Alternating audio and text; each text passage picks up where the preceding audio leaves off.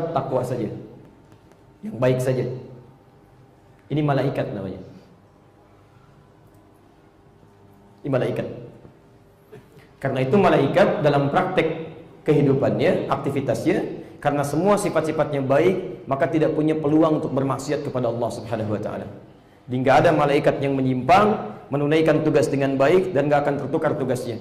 Itu ada di Quran surah ke-66 ayat yang ke-6, At-Tahrim. La ya'sunallaha ma amarahum wa yaf'aluna ma yu'marun. Tidak mungkin malaikat bermaksiat kepada Allah dan akan mengerjakan tugas sesuai dengan tupoksinya. Jadi kalau misalnya malaikat maut, Quran surah 32 ayat 11, tugasnya mencabut nyawa, qul yatawaffakum malakul maut alladzi wukila bikum, itu sampai kiamat nyabutin nyawa aja begini, nggak akan pindah ya. Bisa dia melihat manusia menjengkelkan ya, nyabutin nyawanya nggak enak, saya kan, dia nggak akan tukar dengan yang lain. Jibril sini saya nggak enak lihat yang ini nih, bosan saya lihat nyawanya, kamu aja yang cabut, nggak bisa ya. Malaikat maut nyabutin nyawanya terus. Mikail ya terus saja menurunkan rahmat dengan izin Allah Subhanahu wa taala. Quran surah kedua ayat 98, posisi paling kanan sebelah atas di pertengahan. Terus saja Mikail menurunkan rahmat, malaikat maut mencabut nyawa. Jadi tidak mungkin bermaksiat, semuanya akan mengarah kebaikan karena bekalnya takwa. Karena itu antum jangan pernah memuji malaikat, nggak ada kerjaan. Hebatnya malaikat emang hebat karena tidak punya potensi salah, selalu baik. Nah, sekarang ini yang paling menarik. Ada lawan dari takwa tadi, nafsu. Ada makhluk yang hanya diciptakan oleh Allah dengan nafsu saja, nggak ada takwanya.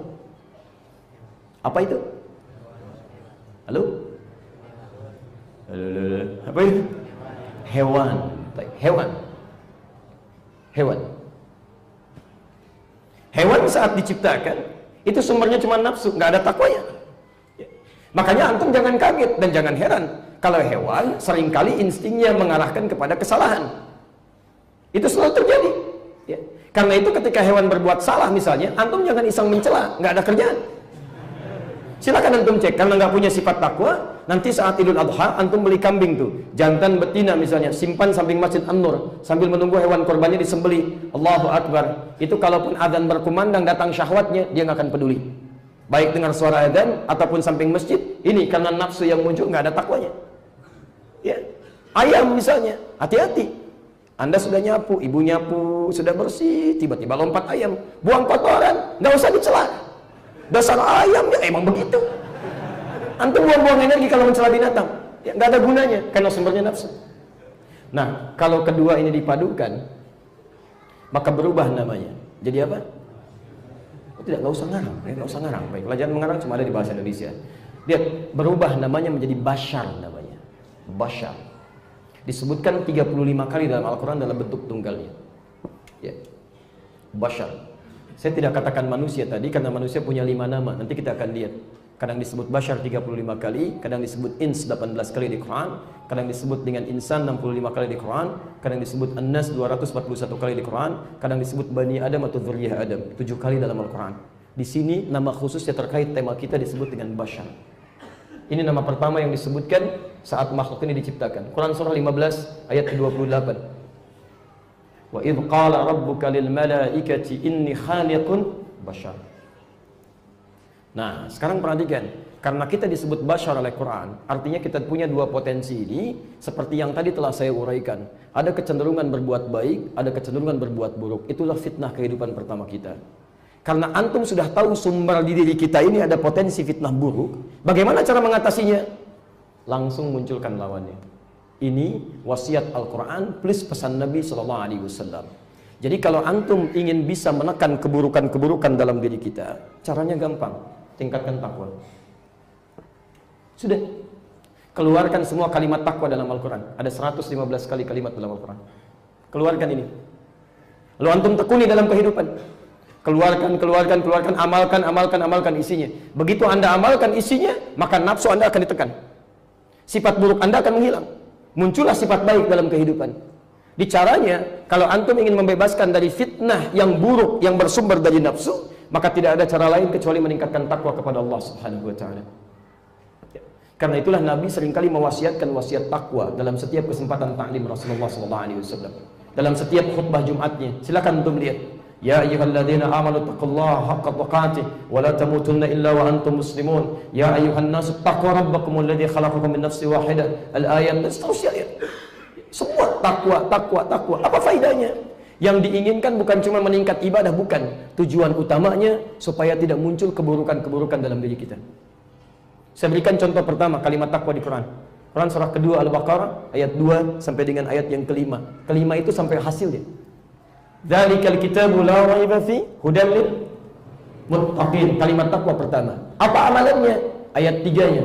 Alladzina yu'minuna bil ghaib wa yuqimunas shalah. Perhatikan, salat itu bagian dari takwa. Jadi kalau antum benar menunaikan salatnya, maka kebaikan-kebaikan antum akan terangkat, sumber-sumber buruk akan ditekan. Makanya orang yang benar salatnya, itu yang pertama didapatkan bukan cuma kenikmatan dalam salatnya, tapi akan ada dampak dalam perilakunya.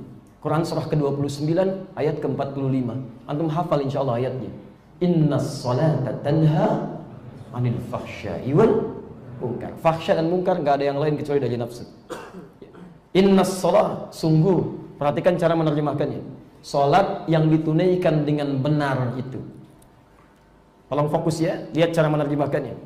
Innas salat, sungguh salat yang ditunaikan dengan benar itu sesuai aturannya. Beda antara kalimat menggunakan alif lam dengan tanpa alif lam. Kalau tanpa alif lam disebut dengan nakirah, bebas. Ya. Qalam, pulpen, spidol, yang mana aja. Jadi kalau saya katakan al-qalam, yang ini, bukan yang lain. Ada spesifikasinya, ada aturannya. Tayyib, semua kalimat salat dalam Al-Quran yang bermakna ibadah, itu semuanya menggunakan alif lam. Silakan antum cek. Kalimat salat pertama, wa yuqimunas shalah. Kedua Al-Baqarah 43, wa aqimus shalah. 45, wasta'inu bis sabri was shalah. 153, ya ayyuhalladzina amanu ista'inu bis sabri was shalah. Semua pakai alif lam. Quran surah 17 ayat 78, aqimis shalata lidulukish syams. 29 ayat 45, innas shalah, pakai alif lam. Artinya salat yang kita kerjakan itu enggak sembarangan. Itu yang disebutkan di awal tadi, sallu kama ra'aitumuni usalli. Dari mulai wudunya, berdirinya diatur betul oleh Nabi. Makanya Nabi itu saat nyusun saf saja itu bukan cuma berbalik melihat, rapatkan, luruskan, tidak. Tapi beliau ungkapkan dengan kalimat yang disertai dengan tindakan. Kata Nabi, aqimus sufuf, rapatkan, luruskan. Bukan cuma dikatakan, tapi dijelaskan. Wahabu bainal manaqib wal aqdam. Tolong yang lurus itu ya, kata Nabi, ketika tumitnya sejajar dengan bahunya. Jadi kalau antum ingin lurus dalam sholat, mohon maaf, itu bukan meluruskan kaki bagian depan, bukan jari bagian depan, itu keliru. Yang diluruskan dengan garis itu tumit bagian belakang. Sebab kalau tumitnya lurus dengan garis, bahunya akan sejajar. Tapi kalau yang diluruskan kaki bagian depan, jarinya, itu pasti bahunya akan bengkok. Karena ukuran kaki macam-macam. Perhatikan tuh. Ini misal kaki dua gitu kan. Yang satu ukuran 43, yang satu ukuran 40 misalnya gitu kan. Diluruskan kaki bagian depan. Ini sudah otomatis. Lihat, belakangnya pasti akan berbeda. Tapi kalau antum luruskan bagian belakang, tumitnya, itu bahunya akan sejajar. Ya. Makanya Nabi keluar, kadang-kadang rapatkan oleh beliau, pundaknya disamakan. Kalau belum ada garis, beliau keluarkan pedangnya, digaris menggunakan pedangnya. Tapi tolong sunnah ini diterjemahkan dengan cerdas ya. Belum ada garis, oh berarti pulang dulu bawa golok ya, Masya Allah digaris begini, nggak usah. Ya, itu artinya bikin garis supaya lurus, lihat. Dan kalimatnya menggunakan ma'nawiyah bukan lafziyah. Artinya tidak harus pakai bahasa Arab. Jadi ada kalimat lafziyah, ada ma'nawiyah. Kalau lafziyah nggak boleh diganti katanya. Kalau diganti jadi salah, maknanya jadi hilang. Azan misal lafziyah nggak boleh diganti. Allahu Akbar, harus begitu. Keindahannya terasa, maknanya nyaman ada. Kalau antum ganti nggak akan enak. Allah Maha Besar, Allah Maha Besar.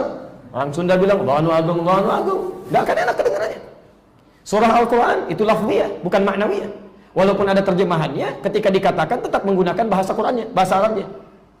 Wih, Masya Allah, kawan, lagi baca surat apa? Surat semut nih, maha semut. An-Naml. Masya Allah, kamu apa? Laba-laba, Masya Allah, Al-Ankabut. Gak akan enak kedengarannya, itu lafziyah namanya.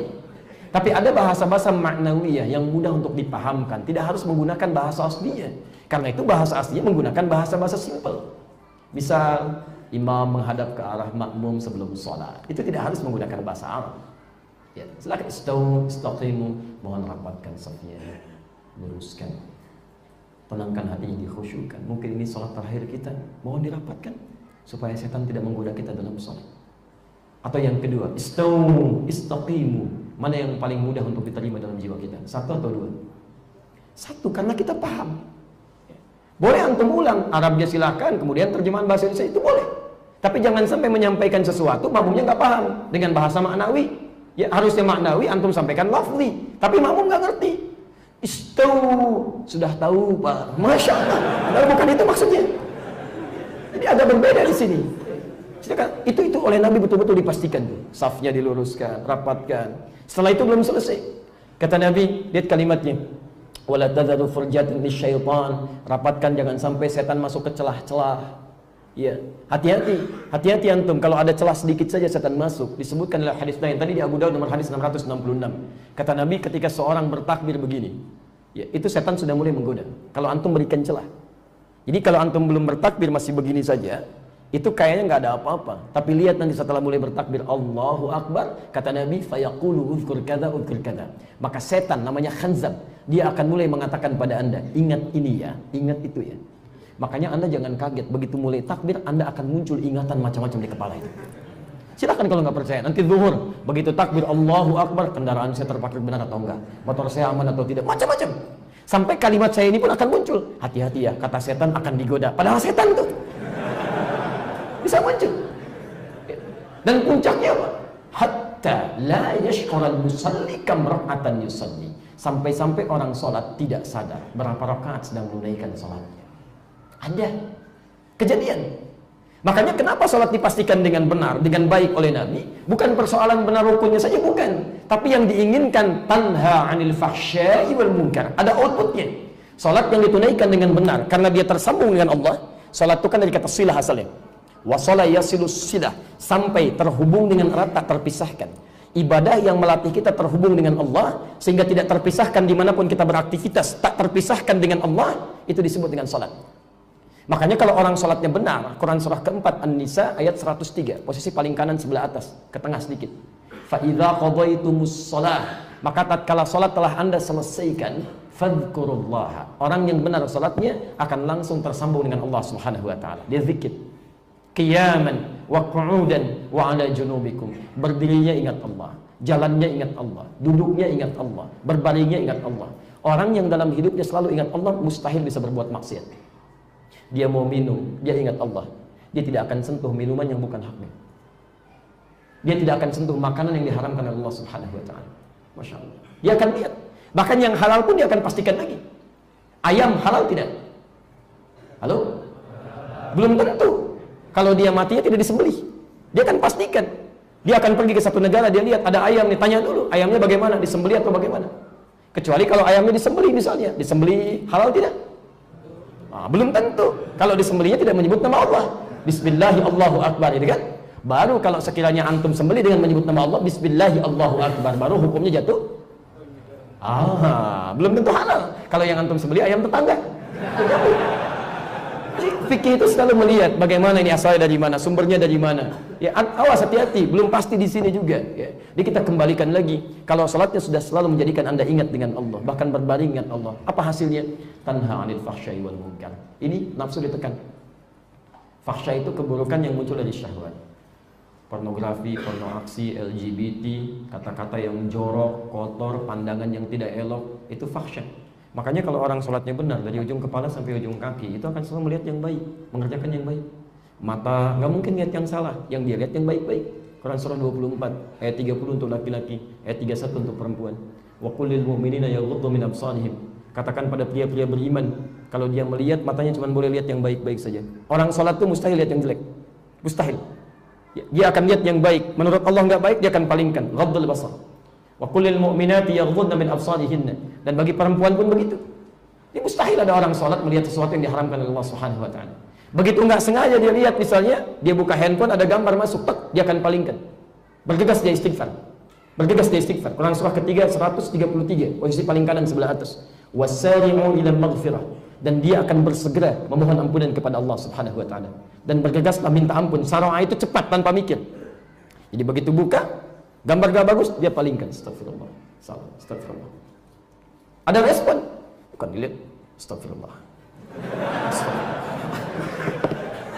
Kan gua udah lepas namanya. Tapi coba cek antum dari ujung kepala sampai ujung kaki. Sudah berapa kali menunaikan salat? Berapa kali berbuat salah sampai ke ujung kaki? Telinga hanya boleh dengar yang baik-baik, lisan bicara yang baik. Man kana yu'minu billahi wal yawmil akhir falyaqul khairan aw liyasmut. Sampai ujung kaki. Quran surah 25 ayat 63. Ya, wa ibadur rahmanil ladzina yamshuna 'alal ardi hauna. Hamba Allah yang penyayang itu kalau jalan rendah hati, dia tawadhu, enggak sombong, enggak angkuh. Dipanggil dia berbelok, disapa dia jawab. Masya Allah. Enggak ada ceritanya. Assalamualaikum. Biasa aja kali. Masya Allah jalan. Kadang-kadang enggak jawab padahal sesama muslim. Aneh itu, aneh. Karena perbedaan sedikit, beda pandangan, nggak mau saling sapa. Masya Allah. Saya pernah dengar itu di antara saudara kita dai itu kan tinggal di salah satu daerah Jawa Timur juga itu, Masya Allah. Ini pernah dengar cerita. Punya anak, anaknya sekolah kan di SD. Masya Allah, dengan teman-temannya. Itu sampai teman kita ini, akhwah kita, ustaz kita ini, itu nggak pernah, kalau Assalamualaikum nggak pernah dijawab. Padahal satu lingkaran juga. Oh, karena dianggap ini sururi katanya. Masya Allah, ini sururi. Yang lain salafi, sunni. Assalamualaikum, gak dijawab. Assalamualaikum, gak dijawab. Celakanya diwariskan tuh pada anak-anaknya. Kelas 1 lawan kelas 3 SD. Ketemu, gak mau jawab juga. Anak yang orang-orang ini gak mau sapaan sama anak ustadz ini. Disebutkanlah, kamu sururi katanya. Masya Allah. Mengadu kepada uminya. Begitu datang, Ummah katanya. Apa itu sururi, apa itu salafi? Kata teman-teman, saya sururi. Bilang sama teman kamu, saya sururi, kamu tengiri katanya. Masya Allah. Itu kan gak elok. Kenapa yang seperti ini turun sampai ke anak? Anaknya gak ngerti persoalannya. Itu mungkar. Mungkar itu keburukan yang lahir dari syahwat perut dan akal.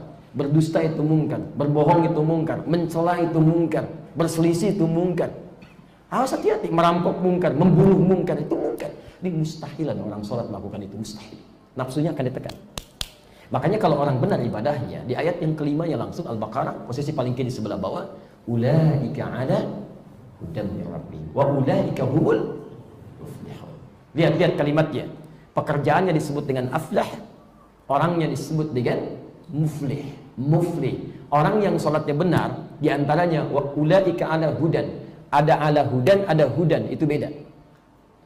Lihat sini sebentar. Ini apa? Halo? Bukan, ini kotak tisu. Kalau tisu yang ini. Ini apa? Baik.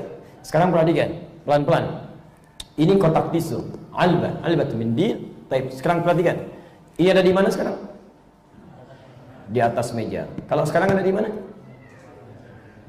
Sama-sama di atas meja. Kalau dalam bahasa Arab beda. Kalau yang begini, ini fauqa. Kalau yang begini, ini ala. Orang yang ibadahnya benar, melekat kepada Allah, maka kalimatnya bukan fauqa, tapi menggunakan ala. Ulaika ala hudan, lekat dengan petunjuk Allah subhanahu wa ta'ala. Orang ini keluar, Allah tunjuki. Orang ini ke kantor, Allah berikan petunjuk. Orang ini di rumah, Allah berikan petunjuk. Kalau sudah semuanya mendapatkan petunjuk Allah, karena ibadahnya kuat dengan Allah, nafsunya ditekan, wa ulaika humul muflihun. Bukankah kalau takwanya naik, nafsunya ditekan, qad aflaha man zakkaha. Aflah perbuatannya, orangnya disebut dengan muflih. Bagaimana bisa aflah? Tunaikan sholat dengan baik. Wa ulaika humul muflihun. Akan ada praktek yang mengharuskan kita memiliki ya fasilitas yang lain yang alhamdulillah hari ini sudah disediakan sebelah kanan, ya, bahkan lengkap dengan sajadahnya. Masya Allah. Jadi Mas Boy, mana Mas Boy? Nah, alhamdulillah juga sudah mengambil posisi yang terbaik. Ya, untuk bisa mencontohkan teman-teman sekalian, kita mulai bahasan kita di pagi hari ini. Bahasan masih di sifat solat Nabi Sallallahu Alaihi Wasallam, subbab tentang cara bangun dari sujud yang kedua. Sujud pertama sudah, sekarang yang kemarin maksud saya. Sekarang ini sifat salat Nabi Sallallahu Alaihi Wasallam, sebabnya ya bangkit atau bangun dari sujud. Saya beri kurung ya. Kurung maksudnya sujud yang kedua. Saya tutup kurungnya supaya tidak lepas. Kemudian saya akhiri seperti ini. Baik, sudah? Saya turunkan dulu dalilnya. Pertama, kita turunkan misalnya hadis riwayat Al-Bukhari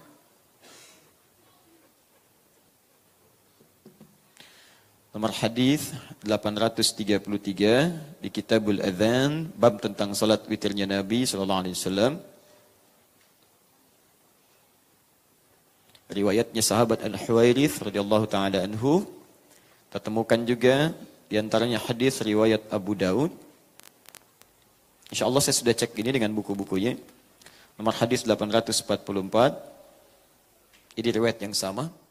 Juga hadis riwayat At-Tirmidzi